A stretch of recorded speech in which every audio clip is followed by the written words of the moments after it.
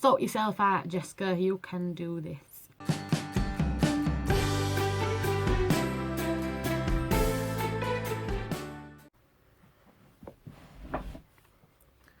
don't even know how to start this video. I just feel like the normal hi guys is not really the kind of vibe that is going to be in this video.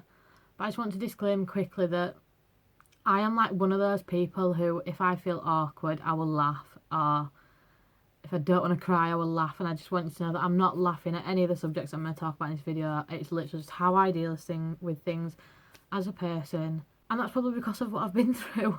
But I just wanted to talk about not so much my whole entire life, but just the things that have affected my life in a very hard way, which is mainly just the past like 5 years.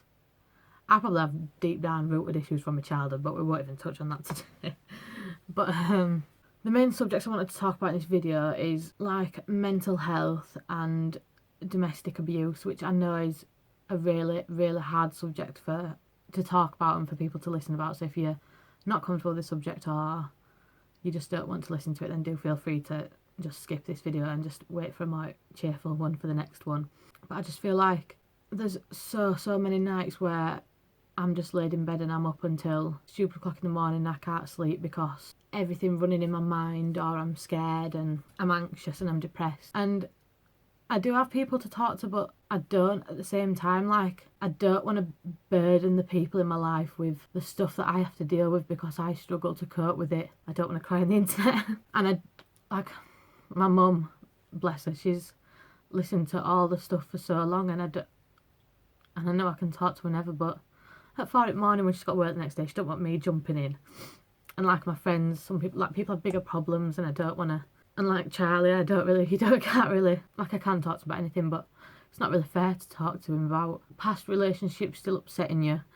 Not because you miss that relationship or because you love that person, but it's just simply because of how it has affected you as a person on a whole.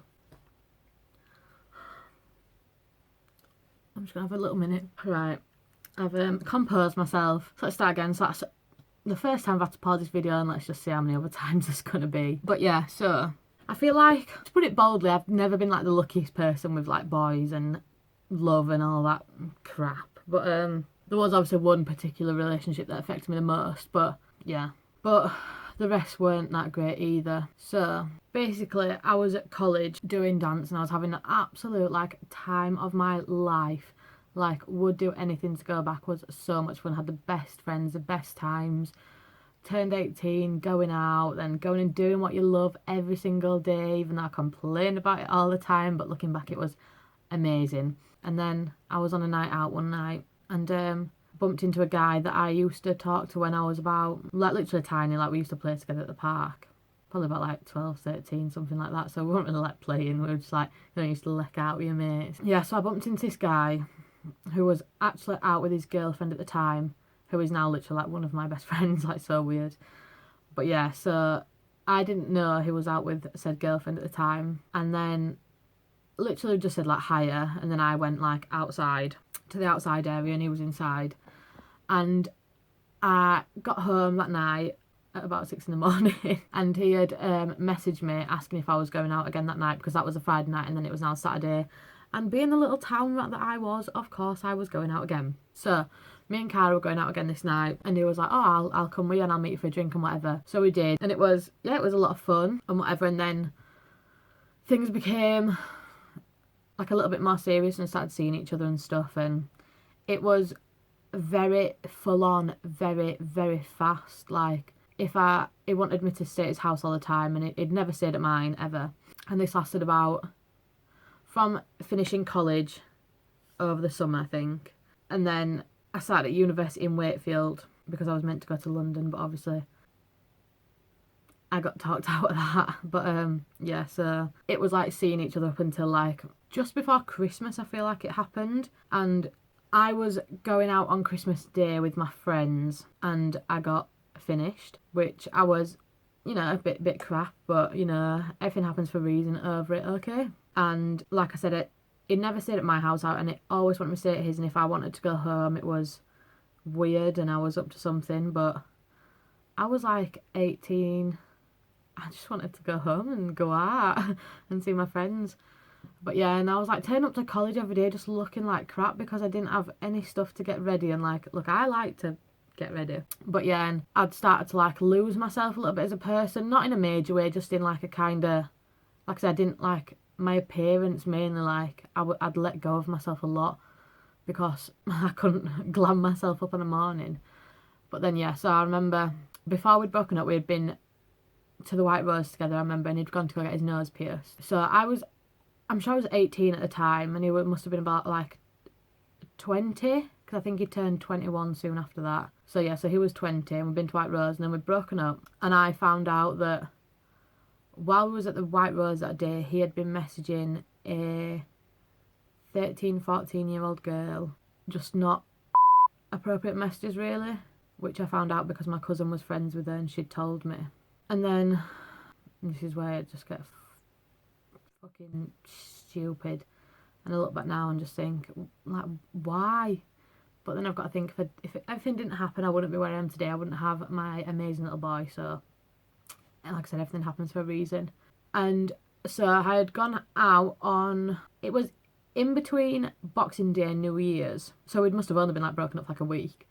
And I had gone out with my friend and I'd like worked the next day. So I'd literally just gone out. We'd gone to like X bar or something, which is not like a crazy nightclub. It was just like halfway in between a pub and a club, so that I could just literally, I went for 1 pint, which I did not even finish because it was disgusting, like it's like tiger beer or something, and just wanted to go for a bit of a boogie because, you know, like I said, I was studying dance and I just liked to go out and have fun and have a dance. And yeah, I went out the front door, and obviously can't take drinks outside, and I just got a Jaeger bomb, so I literally left the Jaeger bomb near the bouncers, went out, went back in, had this Jaeger bomb, went to the toilet for a wee, and just collapsed. Like, embarrassed myself a lot. If anyone's watching this who was there, there's no need to comment and explain that situation because it was horrible. But yeah, and I was like, nearly, like, my friend thought that, because I was like naked because I just collapsed in the toilet, my friend thought she was helping me by like locking the door and not letting the bouncers in. And the hospital was like, if you had not opened that door when you did, this could have been a very different situation. So it's a good job that the bouncers knocked the door down or whatever and got me out.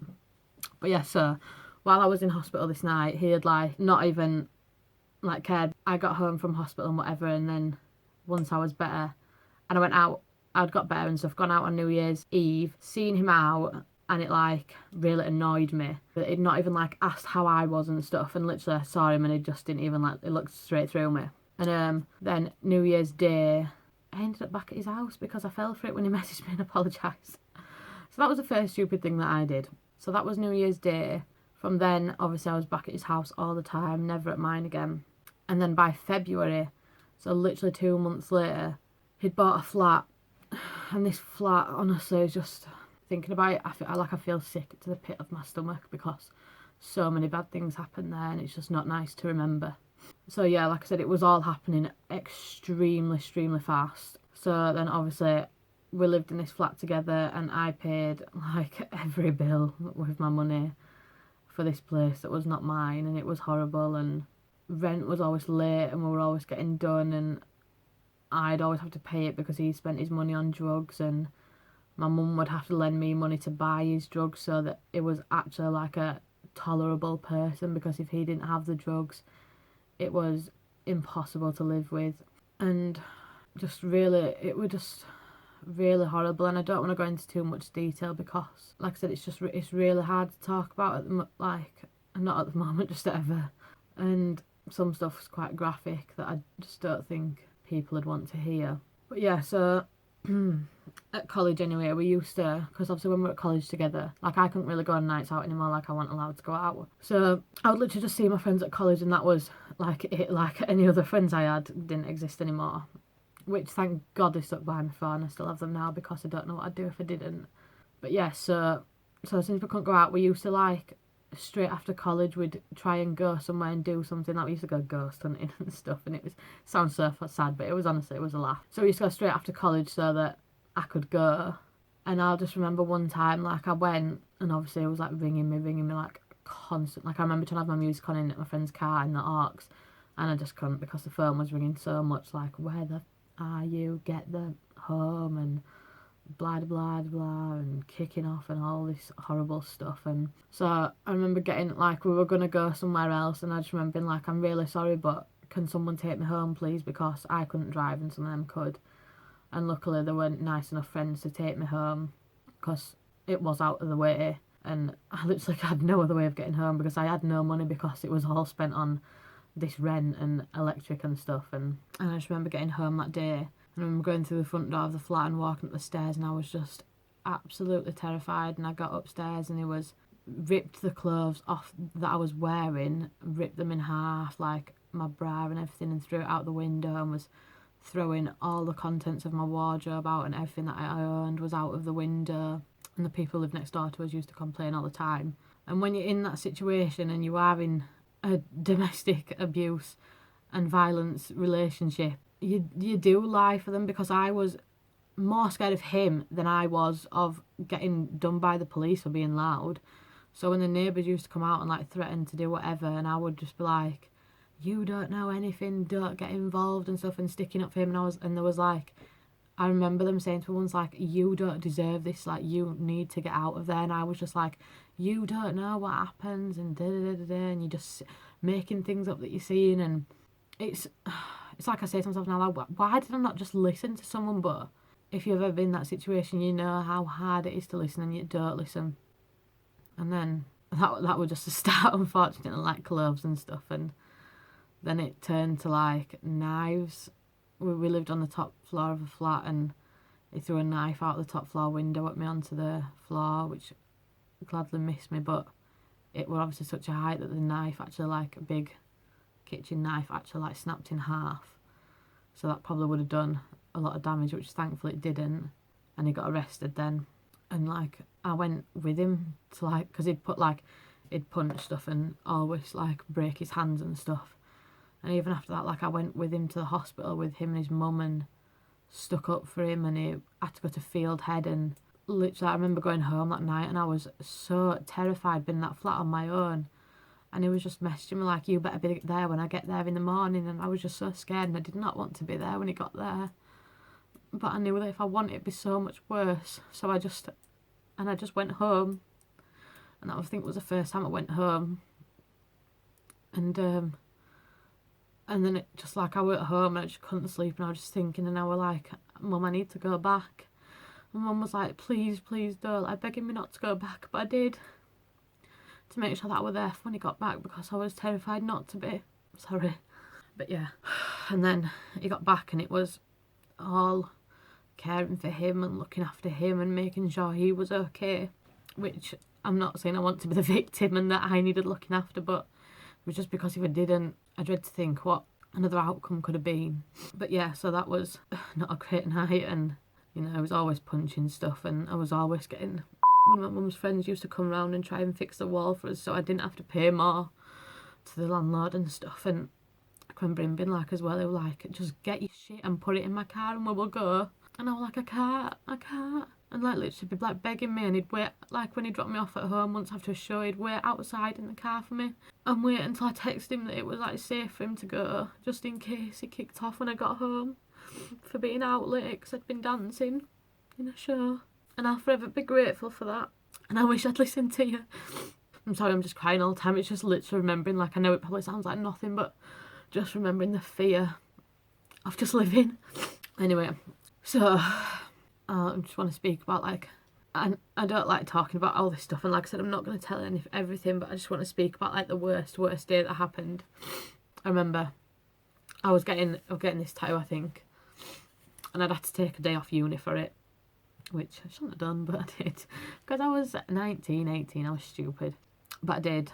And so he'd come with me to Wakefield to get this tattoo, and as soon as I was sat in the chair and started, he'd gone to a pub. And when I tell you that alcohol switched his brain, I can't actually describe, like, it sounds horrible, but I honestly wish that he'd gone to see someone and get that checked out, because if this person still is the way they were, like, I genuinely fear for the people around them, because it wasn't normal drunken behaviour or drugs behaviour, it was like extreme. And I don't know if that's because he took much worse things than what I knew, which he probably did, but it was literally just like he could have one sip of alcohol and something would switch, and you could, like, his whole face would change to a different face, and his voice, and it was horrible. It was terrifying. But yeah, anyway, so I went to the pub while I was having this tattoo done. Bearing in mind I'd got there at 9 in the morning, so it was a full day when I was there till like 4. Like, it was about a 6.5 hour tattoo. And then we got the bus home afterwards, and on the bus home, driving home, and we went through Harbour and went past this pub, and he like looked at this pub, and that is just when I saw this like switch, and it was bizarre. And I remember not bus home just thinking, do I just get off the stop earlier and go to my mum's house, or do I just stay on and go there? And so again, it's just another one of them situations where I just wish I had gotten off that bus. And I used to do it every time I got on the bus home from work, and I'd just go past and just think, my mum's at home, so happy now, and I just want to be with her. Sorry, but I was too scared to get off the bus and not go back to the flat. I'm sorry, I'm just gonna have another little minute. Okay, so I've had another little minute to myself and compose myself again. So that's like, what, twice now? So like I said, I really wanted to get off and I didn't, and I ended up going back to the flat. And yeah, it was just really kicking off. And obviously I was like just stop this or I'm going home. Like, I tried to just act like, you know, like I will just go home, I will leave. And like every time I tried to leave, he would physically stop me and like push me out of the way. And I just got to a point where I would just like, get out of my way, like, you cannot tell me what to do. And that is when the mental side came out the most, and it was kitchen knives slitting his wrists. I'm sorry again for the graphic information. If you don't want to listen, please do skip ahead. Slitting his wrists, saying he was going to kill himself if I left, and he used to climb onto the roof and threaten to jump off. And in hindsight, again, I should have just walked out. But when you're in a situation when someone is there harming themselves in front of you, like, I'm just not the person. No matter how much I hate someone, how can you leave? Like, it's an impossible situation to be put in. And so like I said before, drinking was involved a lot. So, you know, them really big bottles of like vodka you can get, they're obviously really thick glasses and really big. That was on the corner in the kitchen, and I just remember seeing him dive to reach that, so I just ran, like turned and ran, and I just heard this big smash, and I just had to duck to the floor because there was just glass flying everywhere. And he had literally just smashed this humongous bottle onto his head because I was trying to leave, and all his face was cut up and his nose was split open, and I don't like stuff like that. So I was really terrified, and I just wanted to get out of there, and I was trying to run, and it would be stopping the doors in front of me, and there was just blood everywhere. And I finally got out, and literally like everyone in Ossett was like there, and I was getting like chased around Ossett, and the police were there, and they put him in handcuffs, and he was like trying to fight them and smashing his head on the floor, and everyone was posting about us on the Ossett page, and it was horrible. Like, I was getting made out to be some like destructive teenager on a rampage, which is the thing about social media, because they didn't know what had happened. Like, they probably thought that we was either some like drunken crazy, like obviously he was like off his head and I was like stone cold sober, just had a tattoo and got like cellophane off my arm. But yeah, they probably thought that I was just in the same boat as him, and I was terrified seeing all these comments. And I remember just commenting, like, I remember his mum telling me what to write, and it was just like, oh, I was there too, I hope you all enjoyed the show. And I just look back and I just think, what an immature thing to say. Like, one, either ignore it, or two, just out this horrible person for what they are. But like I said, I was too wrapped up in everything to ever be brave enough to say anything to anyone. And again, that night was police car, hospital. This time he got taken to Pontefract, and obviously was in a police car, like a lot more serious than the other times that he had been, because I think by now, from all the times that they had been calling, like they was there at least 3 times a week, they knew by now that it was something more than what I was ever telling them. And I remember my sister, when I was like running away from him, I'd rung my little sister because I was too scared to ring my mum, and I didn't want to upset her, and she was probably at work. I didn't want to stress her out, and ringing my little sister, and she came to meet me outside a pub in Ossett,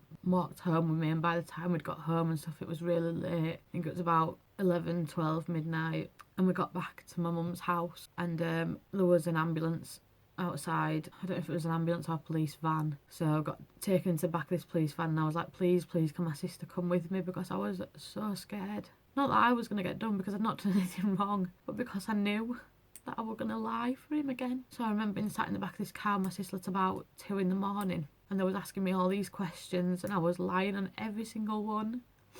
And I just remember looking at me and just being like, just please tell the truth. But I didn't.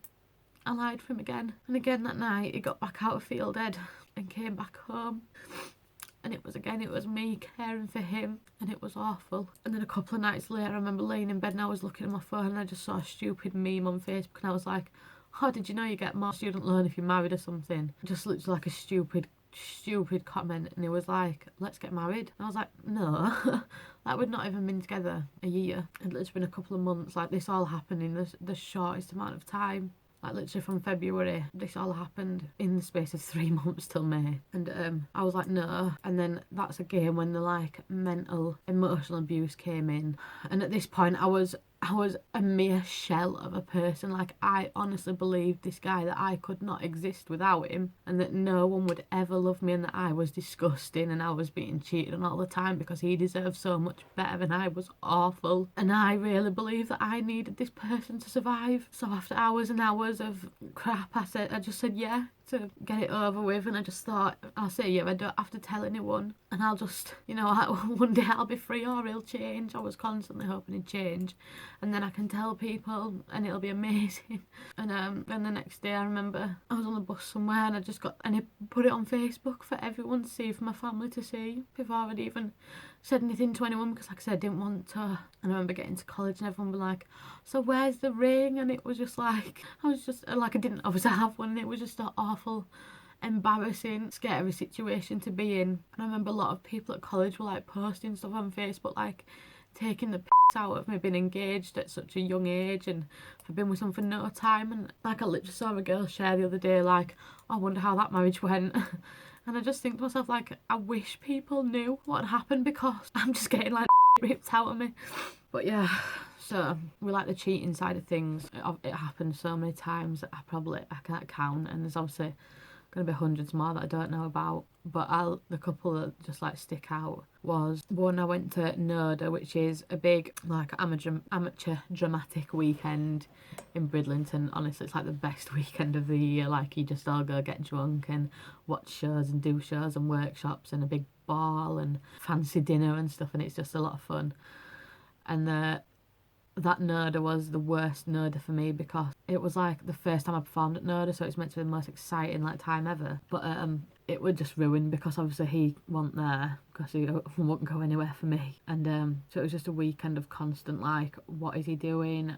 Why ain't he answering me? Oh my god, he's cheating on me. Because like I said, I was so damaged that I could not see that I was the better person in that relationship, and I depended on him so much to like just like I was just so paranoid, even though I knew, well, I didn't know, but I did deserve better, but I didn't believe that. So anyway, yeah, all that weekend and whatever, and I remember getting home and there'd been like I think it was 3 or 4 like big bottles of Jägermeister in the kitchen, which, I'm not being funny, no one person could drink that many bottles and not need the stomach pumped in one night. And then there was used condoms on the bedroom floor, and again, I'm sorry for like it, and I know it's disgusting. So he told me that he had drunk them by himself, and the condoms were from him on himself. And my mum was like, you are so stupid, like, it's obvious what has happened. And I was like, no, he wouldn't do it. And I knew he had.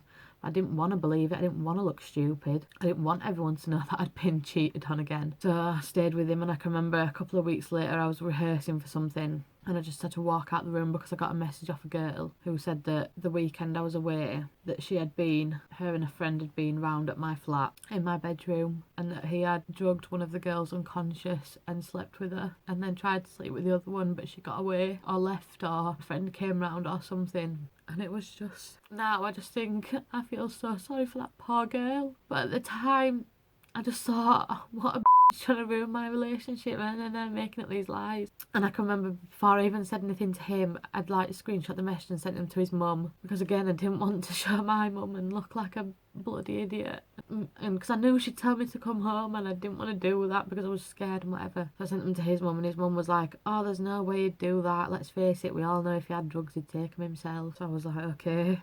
I'd messaged him and I'd said what she'd said, and I was like, and he was like, oh, she's lying. I'm like, oh yeah, I know, idiot. And then there was a time again when I went to London for Move It with college that the same kind of thing happened. And then I found out I was pregnant, which was, I didn't ever want kids. I know that sounds awful now because I wouldn't change having Jacob for the world, and now I do want more kids. But I never wanted kids. I wanted to dance and I wanted to pursue that, and I wanted to go to London and perform. But I found out I was pregnant, and he'd been begging for ages. This is why I only ever did 1 year of university. I left and do the second year because he wanted me to leave and have a child. But I found out I was pregnant even though I was on the pill and everything. And I was so scared to tell my mum, but she was amazing, and she always like joked like, do not have a kid with him, and if I find out you have a kid with him, I'll kill you and stuff. And but she was so amazing, and she's been so amazing the whole way through Jacob's life, and has done so much for us. Like, we fall out all the time, but I literally do not know what I would have done without my mum. Sorry.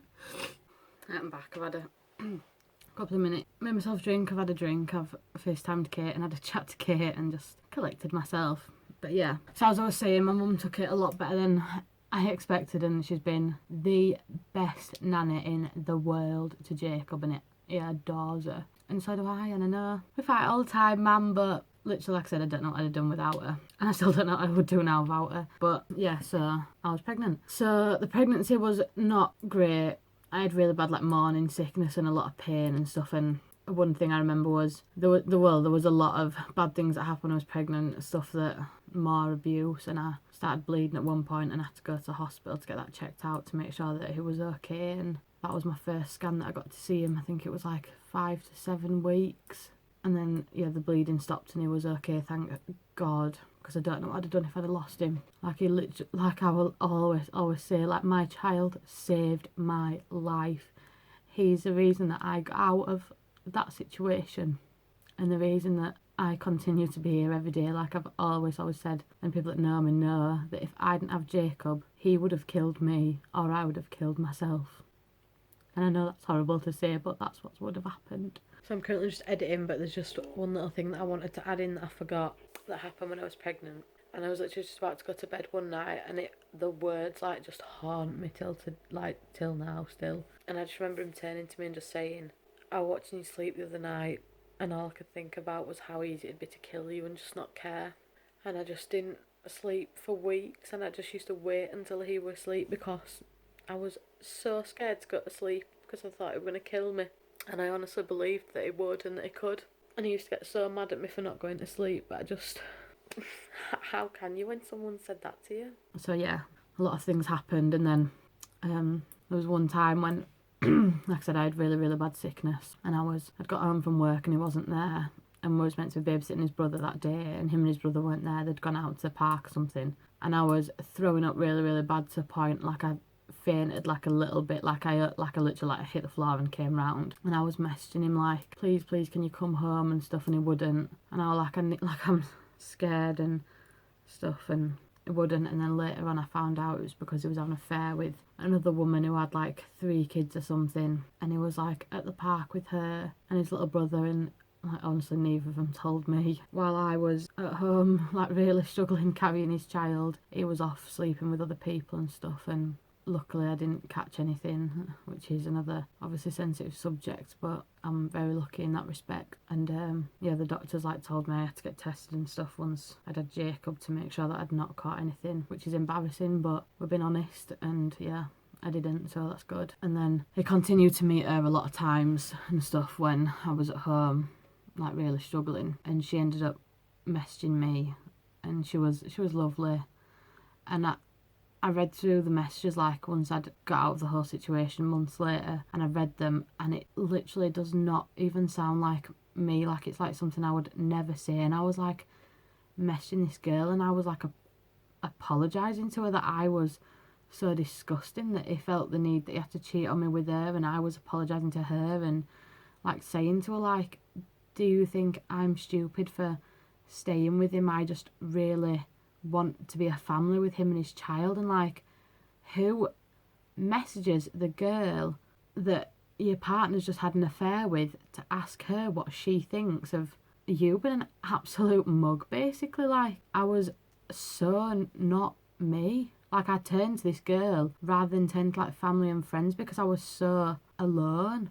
But yeah, and then as well, I can remember once at 6 in the morning, I was, like, heavily pregnant, and the police barged in and he got taken to the cells in Leeds or something. No, Normanton. And then was in court in Leeds the next day. And I remember being there all day with his mum. And, like, I was like, oh, I really don't want him to get sent down. Like, he's going to change his life. He's stopped doing drugs, and which obviously I had not. But he told me he'd stopped doing drugs and stuff. And he's going to be an amazing dad and all this. And I really want him to get out of court. And then the other half of me in my head was just like... Because that night when he'd got taken away, my friend Cara... and my friend TJ and her boyfriend came and stayed at the flat, and it was like, sounds stupid, and we didn't even do anything. We literally just like had food and went to sleep, but it was like the best night I'd had in so long. So like part of me was like thinking, I hope he does get sent down and then I'm free, like, but he didn't. So we ended up getting kicked out of this flat because of how much he'd wrecked it, and there were like drugs everywhere. And I just couldn't afford to keep up with the payments because I was like about to go into maternity leave and stuff. So we ended up moving to Netherton. And then that just wasn't a suitable place to have a baby. And I spoke to my mum at work away from him when I could actually speak to her because I couldn't speak to him while he was there. And she had just broken up with her boyfriend. So she was like, why don't you come stay with me? And like, I still feel awful to stay because I feel like she gave up her life to try and fix mine. And she still continues to do so now. And I'm so grateful, and I'll never be able to repay that. And I'm sorry, Mum. But yeah, she gave up everything to help mine. So we went and lived at my mum's home where I am now still. And things were like better.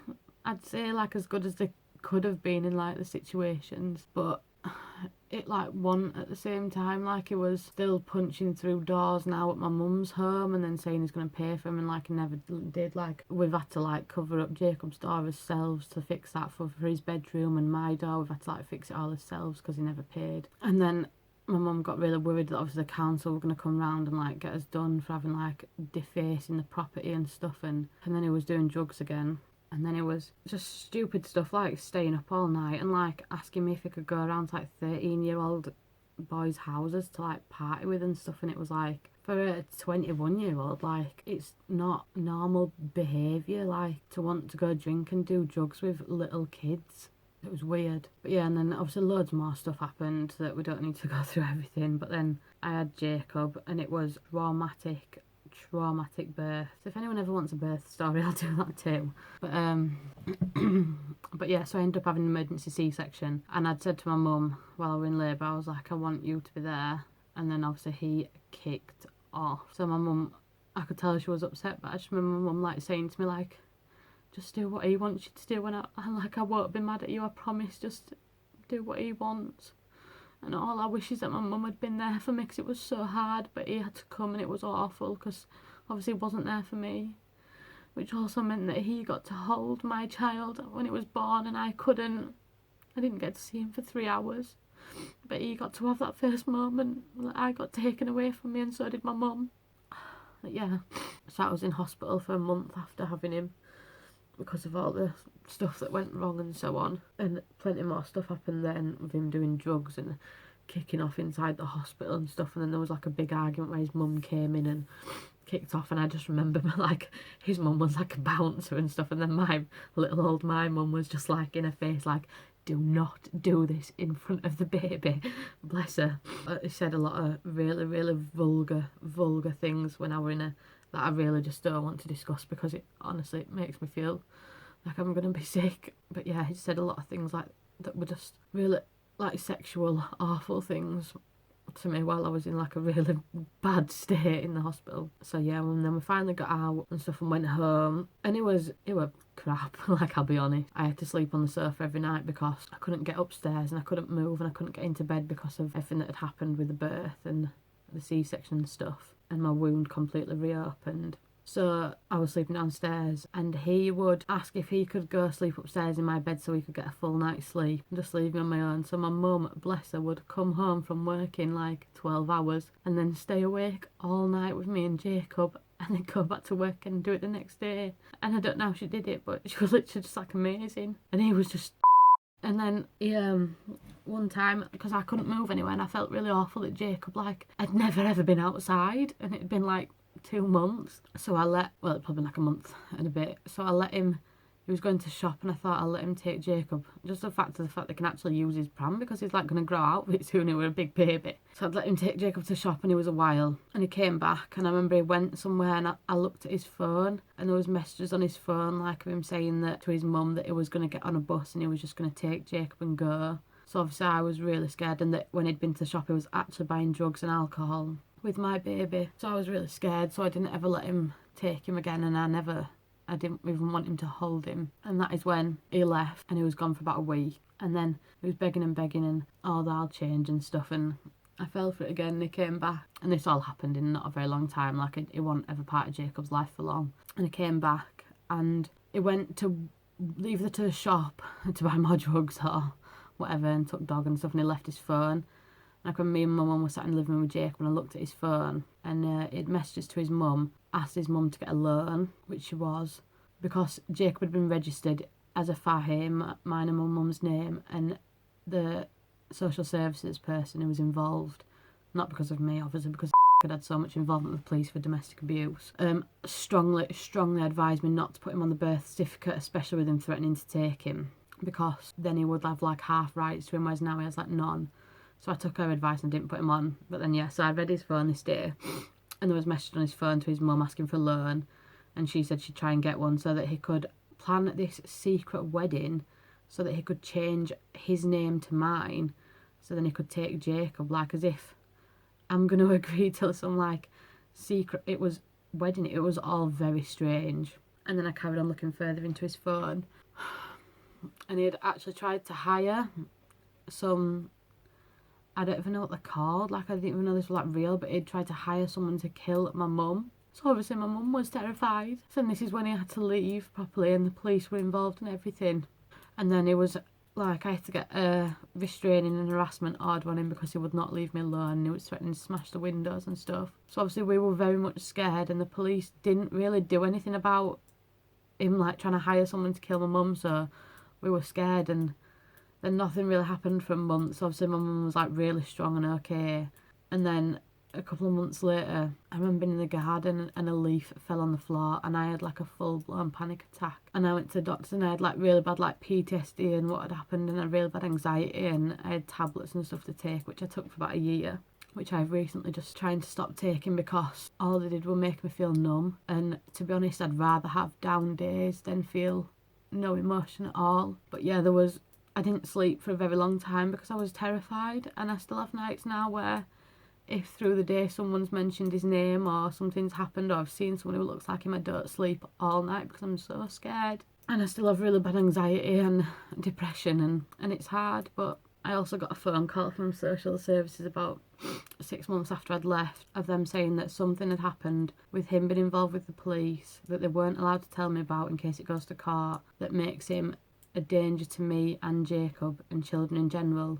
So they are happy for him to never see him ever again, and that he won't ever be able to see him again, which one was like a massive relief, but two was like, I want to know like what's happened, like what has he done that makes him like even more of a danger to us than he already was, for it to finally be taken like seriously. So I still don't know to this day what happened then, but I've not heard anything since, and that's my biggest fear putting this video up, that he might see it. But if he does, he done with, hopefully he's moved on with his life, and I hope for the people in his life's sake that he is a better person. And I know that I probably shouldn't wish that for him because of all the awful things that he did to us, but no one it's more for the people around him. No one deserves to be around that kind of person. All I could ever think, well, what have I done so wrong in my life to deserve all the shit that I got? But I'm starting to learn now that it wasn't my fault. I didn't do anything wrong. I got unlucky like many people do. But now, it's been like over a year since me and Charlie have been together, and he's so amazing. He's taken on Jacob, like him and his family have done like so much for us both and Jacob, and they've just taken him in. And yeah, me and Charlie argue, but it's just stupid stuff, but it's just nice to be with someone and feel safe, like I know that nothing like that would ever happen. And it's just very grateful for it.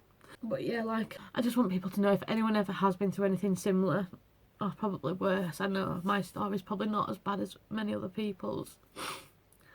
Like, I just want you to know that all my accounts are linked down below. If anyone ever needs to message me, literally no matter what time it is, like, do. I'm crap at advice, and I probably can't give you any decent advice, but if you ever want to talk to anyone, I'm here. And I'll be there for you the best I can. I don't care if we know each other or not. I don't care if it's 3 in the morning. If this video can help one person, then that's all that matters. But yeah, I was just looking online at domestic abuse and violence statistics, and it is insane. Like, 20 people per minute are physically abused by an intimate partner, and that's horrifying to think. And 19% of domestic abuse involves a weapon, so to think that I was in at like 19% is scary. And that intimate partner violence accounts for 15% of all violent crimes. Now, you might not think 15% is a lot, but if you think of all the violent crimes there are, 15% is massive. It's so sad that this happens. And then it's like onto the mental health side, that like, I strongly believe that every single person suffers with some sort of mental health thing in some way. Like, you could be the happiest person in the world, but something is going to trouble you. Like, you might not have like depression and anxiety and or bipolar or like, there's so many, I don't want to miss any out, so I'll just like say like all of them. I think everyone has suffered with something at some point, and I want this to be a safe place where you feel like you can talk about what's happened. And I'm slowly learning, like, the reason I've done this is because I feel like if I just get this all out there finally, even if it's just a small chance, small tiny chance, that I can move on with my life and I can sleep better tonight knowing that this has made one person realise that maybe they're not in the greatest place in their life and that they can get away from that. Like, I have survived that, you can too. And if you are in that situation and you are like me and you do not realise what is happening to you, please listen to the people around you, because I didn't. And I believe that everything would be fine and that I was fine and that he would change. They don't. No matter if it's been 6 months that you've been okay, I can guarantee something will probably happen again. And when it does, it might be worse. So please, please, please do listen to the people around you, because they can see it more than you can. Like, you have them love goggles and you are blind to it. It is bad. And from one person to another, it affects the rest of your life. And but it does. And women between the ages of 18 to 24 are most commonly abused, which doesn't mean that older people or younger people aren't. But our age group is the one that's the worst, and that is, like, these are like like I said, when I was 18, like, they were the best days of my life, and they got halted to a stop drastically. And I don't want anyone else's, like, go out. Like, if someone's telling you not to go out and see your friends, go out and see your friends. Like, it is so important. And there's probably so much I've missed, and I'm so sorry if I have. And like I said, if I have offended anyone in this video, and then I am deeply, deeply sorry. I do not want to do that. I just wanted to tell you my story, like I said, to help one person, to hopefully, like, therapy for me to get it out there, and maybe, like I said, get a bit of sleep tonight, which I probably won't. I don't even know if I'll post this video, and I'll probably never sleep again after I do. I'll literally, if I do post it, I will turn everything off and I will not look ever again, because I am terrified. Like, I feel sick to the pit of my stomach knowing that people might hear this and see this. But and I don't want anyone to comment like, oh, I'm so sorry you have to go through this. Like, I'm not doing this because I want to be a victim. I'm doing it because I need people to know that there is a way out, and you can, and there are people to help you. So I will post any numbers and websites I can find down below for any sort of help for anyone, because I didn't have that. I literally, like I said, the only reason I got out is because I had my little boy, and when his safety was put into the mix, that made me the strong person to be able to get him to leave, because there was no way on this earth I would ever risk anything happening to my child. But if you've made it all the way through this, just know I love you all so much, and I'm so grateful. If you do want to subscribe to my channel, I promise it's normally a lot happier than this. That'd be great. And yeah. If you want to share my story, please do. If it might help someone, you never know. I hope so. That's the one thing I hope comes out of this.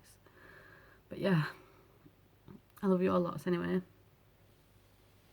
And like I said, if I've missed anything, I'm sorry. But just know that all the people that have helped me through anything in the past 3 to 4 years, I am eternally grateful. Even if we don't speak anymore, if you helped me at some point in them years, I am so grateful.